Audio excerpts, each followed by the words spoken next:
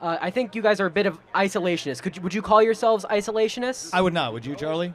We're America first, not So America only. Disagreements, you can work your way up, yes. Wow, look at all those disagreements. Finally, I know, it takes a while it takes a couple hours, yeah.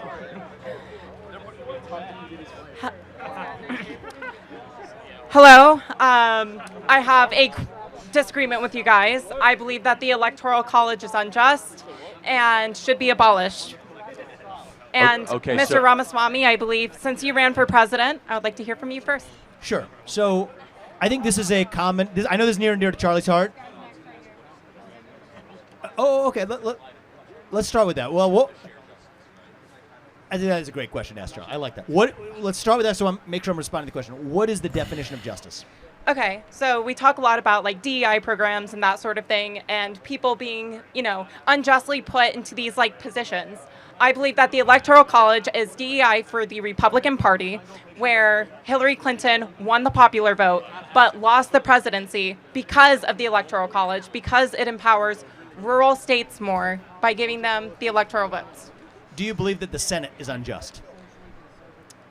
I believe the Senate needs to exist. Okay, so because that's the whole principle, is that we don't just live in a direct democracy, we live in a constitutional republic, and that means a few things. First is it means that we are really a union of states. We're not just a random assemblage of geographic landmasses called states that we call a union. That means something where part of it is direct representative democracy, but part of it is also making sure that states actually have a relative say in the process. That's how you get the Senate versus the House to balance it out.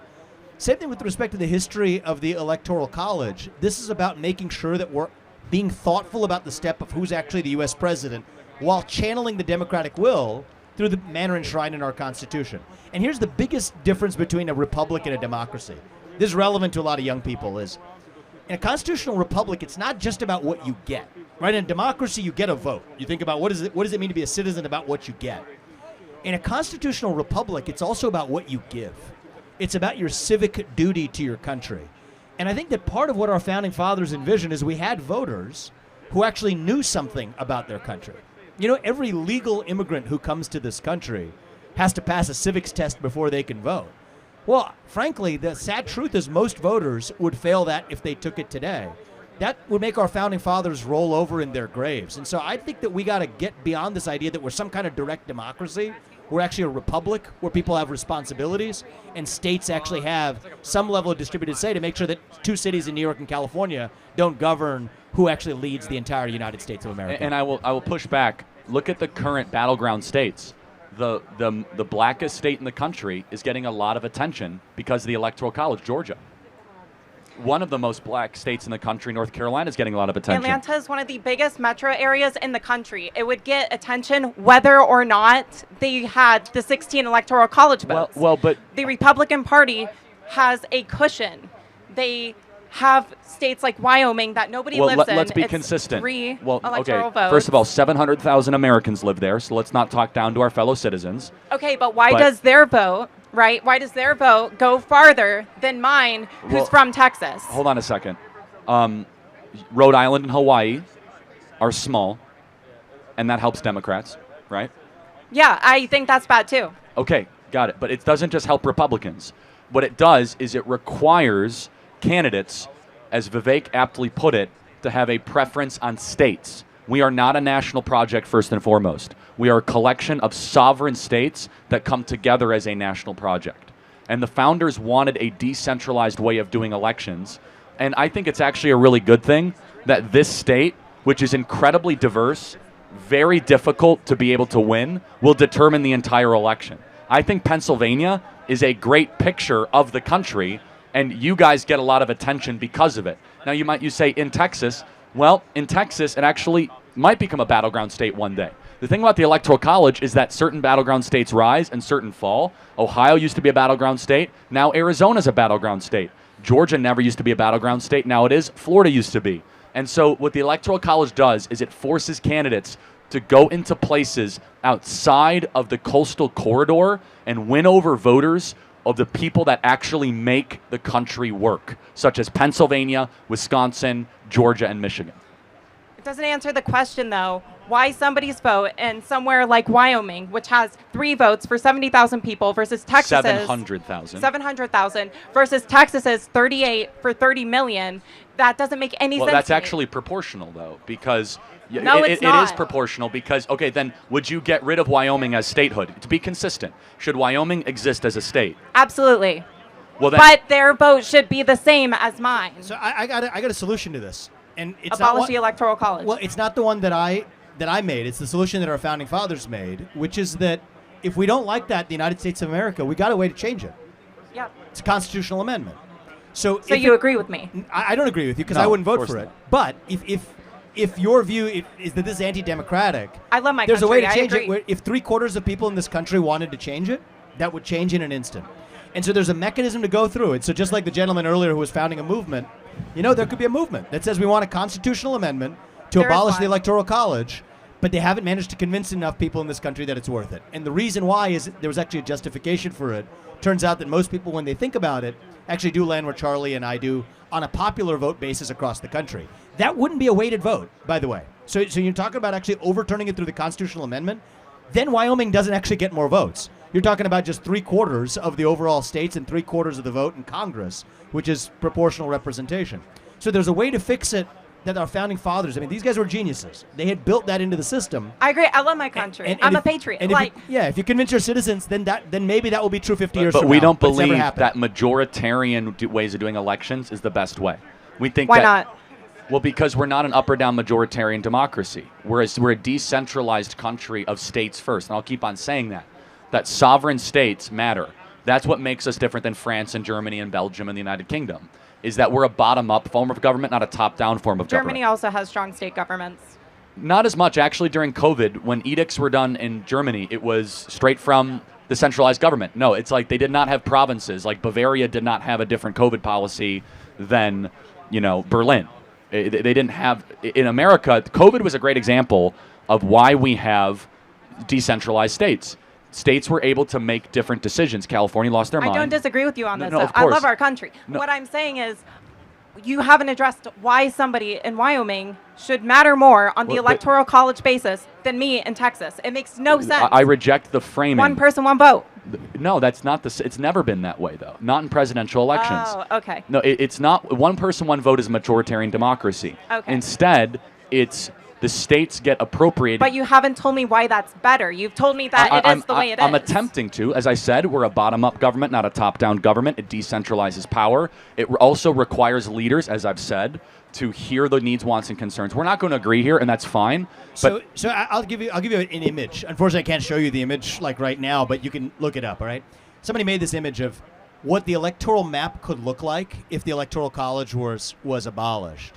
You would have 2 blue dots, one around New York and one around the west coast of California. The entire rest of the map of the United States of America. I'm from between Texas. I can assure would be you there red. would be several blue dots there. But I'm saying that in theory you could have an election where it would just be those 2 blue blots and the rest of the entire map is red, and you would still have an outcome where you would have a blue president of the United States. Yes. And it could be in Land reverse doesn't too. vote.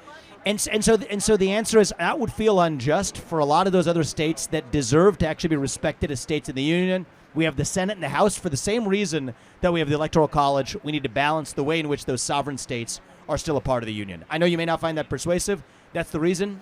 But if you convince other people across the country, you'd be able to overturn it in a constitutional amendment. It's just that hasn't happened in the first 240 years of our constitutional founding. thank you very much. Hello, I just wanted to ask about Donald Trump and his VP pick, J.D. Vance. So I think J.D. Vance was a poor pick by Donald Trump. I'm pretty moderate. I think somebody like Vivek or Marco Rubio or somebody else would have united the ticket and built a better coalition to win the election for the Republican Party. I just wanted to hear your thoughts Look, on that. you're obviously flattering me. I appreciate that. But I'll tell you, I know JD personally. I actually happen to have gone to law school with him. It's actually a rare way to know somebody long before politics. Yeah, we were fellow Bengals fans. We both grew up in Cincinnati, greater Cincinnati, about 10, 15 minutes from each other until we were 6. I could say this in a way that a lot of people may not know from seeing somebody on TV. To ask like a lot of questions about character of leadership. He is a man whose personal character, as a father, as a husband, as a friend, I can just attest to that, policy views aside, is the kind of person you want in American politics today. And I think if more people are able to see that across the country, they'll understand why I believe he's going to be a great vice president. That's the true and honest answer, and I appreciate the kind comments. Thank you. Thank you. And then I have another question. Where does the Republican Party go, post Donald Trump? Like, what's kind of the future of the Republican Party? Well, I think that there's a couple forks in the road. Here's where I think we need to go. Because we're going to face this debate. Do we want to get in there and replace a left-wing nanny state with a conservative nanny state? My view is, here's where the Republican Party needs to go. 3-word slogan: shut it down. Okay, get in there, shut down the federal bureaucracy, shut down the foreign policy nanny state, shut down the domestic nanny state, revive pride in this country, and the key next step to getting there, the unambiguous next step, is putting Donald Trump in the White House, which is why I'm supporting him. We're not done. This November is not the finish line. This November is the starting line. That's the way I look at it. Thank you. Thank you so much. Yep, thank you. Yes, disagreements. I can see you. Yep. Great. We have a disagreement. Please alter the mic. It's like all the disagreements got out of class Hello. at 2 p.m. or something. Hi, Mr. Ramaswamy. Hi, Mr. Kirk. So my name's Brandon. Oh boy, there's a lot of folk back there. They don't like you very much. So We'll find out. my main disagreement with you guys, at least in my opinion, would be I think you guys are a bit of isolationists. Would you call yourselves isolationists? I would not. Would you, Charlie? We're America first, not So America only. could you elaborate on that position? I was about to. Okay, sorry. We're America first, but not America only. Okay. And here's what that means. I'm not an interventionist. Okay. I think our foreign policy should reflect whatever best advances America's interests. Now, I'll just summarize this in a punchline because we've got a lot of questions to get to. Yeah. Is it in America's interest to provide protection and security guarantees to allies? It often is. But I have one rule of thumb. You got to ask them to pay for it, at least their fair share. I'm against the nanny state domestically, but I got to be consistent. I'm against the nanny state internationally, too. And I'll give you NATO as one example of that, all right? Most of the countries in NATO do not pay for the minimum amount they've already agreed to pay in the Treaty of NATO, 2% of their GDP on military expense for their own national defense. They're not doing it today. Germany is arbitraging the United States of America, and I think that's wrong. And I think that Uncle Sam has become Uncle Sucker no more. And you know what? That's not just for the money. People think I say this for the money. The money matters. We have $34 trillion in national debt. It's going to fall on your generation's shoulder, heavier than that backpack you're wearing by the time you grow up. I appreciate that. So it's already heavy. You're feeling the burden of it. But it's not just for the money. Other nations are more likely to start wars when they don't bear the full cost of those wars. It's a concept that you call moral hazard in economics, yes. where you don't bear the full burden of the risks that you take. So it's not just your taxpayer money. It's not even me and Charlie will be long gone before most of you, okay? It's your future money and your future national debt. But it's not just that. It's more likely to drag you into a war because some other country doesn't have the incentive to bear the cost if the United States is subsidizing it. That's my answer. So I'm America first. I'm not an isolationist, but I do think that those who we support should pay their fair share, and that's not too much to ask. Okay, so I would say it's very interesting that you say that because I am personally an interventionist. I believe in the idea that we are the city on the hill, we're the beacon, we're also the world police, and in that role, we should maintain a world that has free and functioning democracy. Meaning, so for example, you were talking about the Iraq War earlier. The Iraq War, I believe, in my personal opinion, was a justified war. Not for the reasons why they claimed it was justified in WMDs, but because of what Saddam Hussein was doing to the Kurdish population in Iraq and gassing them and gassing his own people. And so I believe that it is the responsibility of the American people as the holders of that torch of democracy to deliver that democracy and make sure that it's a lot stable. of Republicans might agree with you, Charlie, and I don't. And that's what I understand. Yeah. Yeah, Dick Cheney definitely agrees with you. No, but really, I'm just curious. Iraq, Afghanistan, Libya, parts of Syria, Ukraine. Yeah. Do you think those are successes? So I would say it would depend on how you grade a success, but I would say particularly Afghanistan. Afghanistan is the key failing point. Although Iraq is somewhat stable, it's a kind of a moderate It's controlled case. by Iran. Yeah, so it's moderate, right? But for Afghanistan, that's the real failure, and that's where I think the Biden administration really failed, and that exit strategy was not operated poorly. We shouldn't have left in the first place. We should have made sure that the government was ready and willing to actually be able to take care of the people. So let's see if we can agree on something. Yeah. If you had to choose, and you don't, but if Yeah. you had to choose, should the American border matter more than wars abroad? I would say it should matter as equal. It should equal. Really? Yeah. You think that our border should matter as much as something happening overseas? I think our status as a world power, as the superpower of the world, is not just that we have borders here domestically, but we have borders abroad that are, I guess you could say, more ephemeral or whatever. They are still our border with, like, Russia, for example, with NATO. That is still a border that we should be paying attention to and focusing with. We are. I just believe that Germany needs to be paying more, and so do the rest of the NATO allies. Yes. So that's where I agree. We So, probably yeah, want to go to the next question, because we could go all day on You this. know, You're pulling me absolutely. in. We love this But topic. I love you. We gotta I go. mean, I had hope for you, Vivek. But, like, I'm a Democrat personally, but, like, and I'm sorry, you know, whatever. But I'm Catholic, and, you know, it's whatever. But basically, I just think that you were so good. Your foreign policy is what turned me off, I think. But I will say, Yeah. as someone who is an interventionist, you have found your home. The Democrat Party is the party of reckless war and invading foreign Hey, lands. you know what? And turning the back on the American people. So you're right. Hey, you've I made. give him I'll credit because take he's it. a lot more honest than No, a lot no, of politicians I'm in not saying DC. it sarcastically. I mean, No, yeah. you're at home. Honest. Yeah. I'll be realistic with you. Because I'm our party, I'm not gonna lie. Yeah, our party thinks Iraq was a mistake, Libya was a mistake, Syria was a mistake, Yeah. Afghanistan was a mistake, and We're able to have a serious conversation because you're actually honest about it. Yeah. A lot of Republicans and Democrats try to pretend otherwise, and I appreciate the Yeah, I honesty. think that's the Thank main you very problem much. with politics: lack of honesty.